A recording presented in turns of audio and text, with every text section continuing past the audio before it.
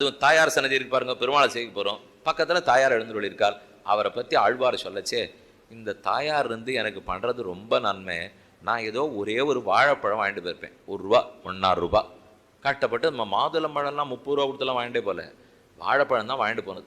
அதை போய் பெருமாள்கிட்ட சமர்ப்பிக்கிறேன். அர்ச்சகரின்னு தோலை உரித்து பெருமாள்கிட்ட கண்ட்ரோலில் பண்ணுவாரோ இல்லையோ, பண்ணிவிட்டு அவருக்கு நைவேத்தியம் பண்ணிட்டு பக்கத்தில் தாயார்கிட்ட காமிக்கிச்சே, அந்த வாழைப்பழத்தை வாங்கிட்டு தாயார் பெருமாள்கிட்ட பேசுகிறாராம். என்ன அற்புதமான பழம் பார்த்தீர்களோ, நம்ம பக்தன் என்னமா நமக்காக வாங்கிட்டு வந்திருக்கான், எவ்வளவு விலை பெத்த பண்டம். பெருமாள் கேட்குறார், இந்த வாழைப்பழத்தை தானே சொல்கிறேன், நீ ஏதோ சொல்கிறதெல்லாம் பார்த்தா ஏதோ பழக்கடையே வாழ்ந்துட்டாப்புல பேசிட்டு இருக்கியே, இந்த பழம் தானேண்ணா? இதே பழம்தான். ஏன் இது விதுரர் கொடுத்தா மட்டும் ஆச்சரியமாக வாங்கி சாப்பிட்டுலே, அப்போ இவன் கொடுத்தா மட்டும் என்னன்னா விதுரர் பக்தர், இவன் அப்படியா? பெருமான் திரும்பி கேட்டால் தாயார் சொல்கிறது, அவர் ஏதோ துவாபர யுகத்து பக்தர், அந்த யுகத்தில் என்ன வேணா பக்தியோடு இருக்கலாம், நீர் நேரம் இருக்கிறச்சே அவன் பக்தி பண்ணான். நம்ம குழந்தை நீர் இப்போ லோகத்தில் இல்லாத இருக்கிறச்சே எவ்வளவு பக்தியோடு வாழ்ந்து வந்திருக்கான். அதை புரிஞ்சு நீர் சந்தோஷப்படணும்னால் அப்போ மாதுளம்பழம் மல்கோவா மாம்பழம் ரெண்டும் சேர்த்து சாப்பிட்டாப்புல பெருமாள் ஹாஹான்னு சிரிச்சுட்டு வரோம். இருக்கிறது ₹1.5 வாழைப்பழம். பின்ன அப்புறம் சிரிப்பறான்னு கேட்டா அவ பேச்சு அந்த மாதிரி எடுத்து சொல்லியிருக்காளோ இல்லையோ. ஒரு குழந்தையே கணவனிடத்துல சேர்த்து வைக்கிற முயற்சியே தாயாருடையது தான். அவ பார்த்து இவ என்ன தப்பு பண்ணாலும் என்ன சரி பண்ணாலும் எல்லாம் கோச்சிக்கூடாது, நம்ம குழந்தை சரியாப்படுன்னு சொல்லிகிட்டே இருக்காளோ இல்லையோ. அதை போல மகாலட்சுமி சன்னதிக்கு போனால் நாம என்ன துளி சமர்ப்பித்தாலும் அதை 1க்கு 10 பெருமாள்கிட்ட சொல்றா. வாழைப்பழத்தை ஏன் தெரியுமா கொடுக்குறா? அதுல தான் சத்து அதிகம். விதுரர் கொடுத்தார், பழமா கீழே போட்டுட்டு தோலா கொடுத்துட்டுருக்கார். அப்பவும் நாச்சியார் சொன்னது பார்த்தீங்களா, ஏன் பழத்தை கீழே போடுறான்னு கோச்சிக்கூடாது, வாழைப்பழத்துல தோல்ல தான் சத்து இருக்கும்னு தெரிஞ்சு கொடுத்துருக்கார் பாருங்க. என்ன பேசணும்னாலும் பேசலாமோ இல்லையோ. எனக்கு ஒருத்தரை பிடிச்சிருக்குன்னு சொல்லிட்டா அவன் நல்லவன்னு ஸ்தாபிக்கணும்னா என்ன வேணா பண்ணலாம். நாம எத்தனை தீயவனா கலியுகத்துல போனாலும் தாயாருடைய ஒரே வேலை நல்லவன் தான், யாரும் பாப்பம் பண்ணவா இல்லை. உம்ம உள்ளத்திலேயே நினைச்சு விட்டீர்னா அவன் பாப்பம் எம்மாத்திரம் நிமிஷ போதுல போயிடாதா என்ன அவனுக்கு சொல்லி சொல்லி சொல்லியே அவர் அனுகிரகிக்க வச்சுடுறான். ஏன்னா நம்மளை திருத்துறது ஒரு பக்கம், அவரை திருத்துறது இன்னொரு பக்கம். அவர் கோபமாக கோச்சின்னு இருக்கார், இவன் பண்ண பாவத்துக்கு தண்டனை கொடுத்தே தீர்வேன்னுட்டு. இவனை பார்த்து பாவம் பண்ணாதேன்னு சொன்னா இவன் கேட்கவே மாட்டேங்கிறான். அப்ப தாயாருக்கு தெரிஞ்சது ஒண்ணுதான், இவனை திருத்த முடியல, அவரை திருத்திடுவோம்.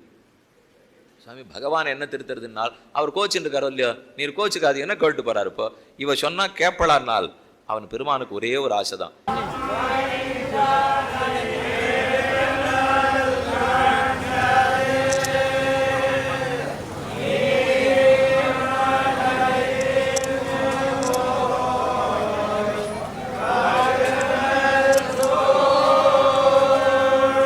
இந்த குழந்தைகள் எத்தனை தப்பு பண்ணாலும் தனக்குன்னு ஒன்று பண்ணிக்காம இவ என்னமா அவளுக்காக பேசுறா, இதற்காகவான்னு நாம பண்ணியே தீரணும் அப்படின்னு தான் அந்த சர்வேஸ்வரன் பண்ணுகிறான். அப்ப பகவானு ஒருத்தருக்கு அடங்குறார்னால் அது பக்கத்தில் இருக்கிற நாச்சியாருக்கு மட்டும், மற்ற யாருக்குமே அவர் அடங்க மாட்டார். அகிலாண்ட கோடி பிரம்மாண்ட நாயகன், சர்வலோக ரக்ஷகன், சர்வலோக சரண்யன், சாக்ஷாத் ஸ்ரீஹப்பதியான பகவான் அந்தர்யாமியாக இருந்துண்டு அழகா வழி காட்டின்னு இருக்கான்.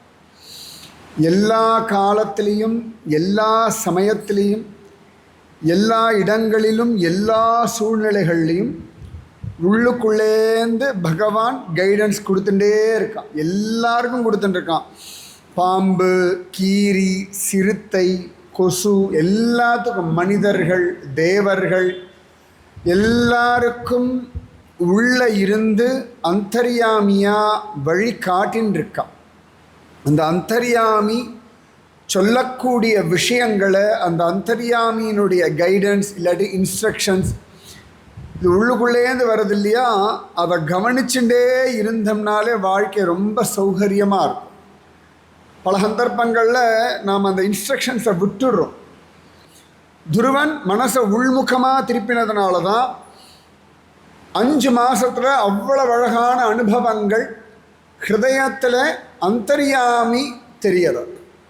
மனசு வெளிமுகமாக வரும்பொழுது தான் ஒவ்வொருத்தருடைய ஆக்ஷன், ரியாக்ஷன், அவளால் கிடைச்ச லாபம், நஷ்டம், மானம், அவமானம் இது எல்லாம் அலைஞ்சுட்டு இருக்கும்.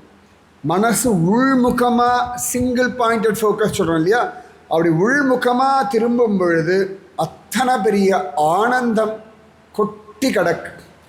அதனால் மனசை உள்முகமாக திருப்புங்க. எப்பொழுதெல்லாம் மனசு ஒரே டென்ஷனாக இருக்குது, பரபரன்னு இருக்குன்னு கவனிச்சு பாருங்களேன். ஏதோ விஷயங்களை யோசிச்சுட்டு இருக்கு, மனசு வெளியில் சுற்றின்னு இருக்குன்னு அர்த்தம். அது உங்கள் விஷயமாகவே இருக்கட்டும், ஆனால் அதனுடைய ரியாக்ஷன் மற்றவா அப்படி சொல்லிட்டா, இது இப்படி நடக்கணும், அது எப்படி நடக்கணும்னா உங்களை தாண்டி மனசு வெளில ஓடியாச்சு. அப்பொழுது தான் பரபரப்பு, டென்ஷன் எல்லாம். தூங்கும்போது மனசு டென்ஷன் இல்லையே, ஏன்னா உள்முகமாக திரும்பி இருக்கு. அதனால் மனசை திரும்பி திரும்பி திரும்பி உள்முகமாக திருப்பிண்டே இருக்கும். அந்தர்பகிஷ்ச தத் சர்வம் வியாபிய நாராயணஸ்திதக. நல்லா கவனித்து பார்க்கணும். உள்முகமாக மனசு திரும்பும் பொழுது தான் எல்லா இடத்துலையும் இருக்கக்கூடிய பகவானுடைய கிரேஸ் புரியும். இங்கே உள்ளுக்குள்ளே உணர்ந்தால் தான் வெளியில் கிரேஸ் புரியும். இங்கே உள்ளுக்குள்ளே உணரலை, உள்ளுக்குள்ளே ஒரு பிடிப்பு இல்லைன்னா வெளியிலேருந்து எந்த ஃபோர்ஸும் நமக்கு அந்த கருணையெல்லாம் புரிய வைக்கவே முடியாது. உள்ளுக்குள்ளே உணரணும். எனக்கு இவ்வளோ தூரம் நடக்க முடியும்னு எனக்கு உள்ளுக்குள்ளே தெரிஞ்சால் தானே நடக்க முடியும். எனக்கு இவ்வளோ நேரம் உட்காந்துட்டு இருக்க முடியும்.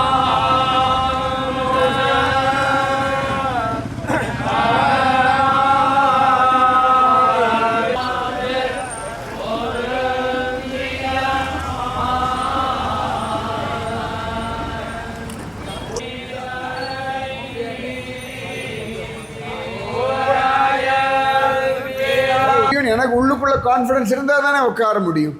ஸோ எல்லாமே உள்முகமாக தான், மனசு உள்முகமாக திருப்பணும். இந்த உள்முகமாக திருப்புறதுக்கு தான் பகவத் தியானம். இப்போ பகவானை பாதாதி கேசம் வர்ணனை பண்ணுறோம் வச்சுக்கோங்களேன். செந்தாமரை பாதங்கள், கருணீல திருமேனி, அழகான விரல்கள், ஆச்சரியமான நகங்கள், அற்புதமான கணுக்கால்கள், தங்கத்தண்டை, தங்கச் சலங்கை, அழகான முழங்கால்கள், முட்டி, பருத்த தொடை, சிற்றிடை, பட்டு பீதாம்பரம், அழகான நாபிக்கமலம், தங்க அரஞ்ஞான், அகன்ற விசாலமான மார்பு பிரதேசம், உருண்டு திரண்ட தோள்கள், நீண்ட கைகள், செந்தாமரை உள்ளங்கைகள், கருஞ்சங்கு கழுத்து, 4 திருக்கைகள், சங்கம், சக்கரம், கதா, பத்மம், கழுத்தில் விதவிதமான மாலைகள், கௌஸ்துபமணி இருக்குது, ஸ்ரீவத்சன்ற மரு இருக்குது, அழகான எடுப்பான கருஞ்சங்கு கழுத்து, செங்கனிவாய், முத்து பற்கள், தீர்க்கமான நாசி,